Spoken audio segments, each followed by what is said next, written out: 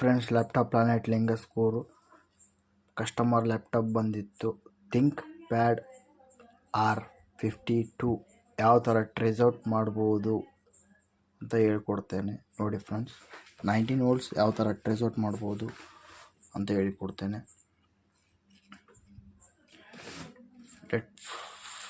DC jack connector 19 in component 19 in MOSFET first MOSFET 19 in first MOSFET 19 point out secondary MOSFET 19 in secondary MOSFET 19 out.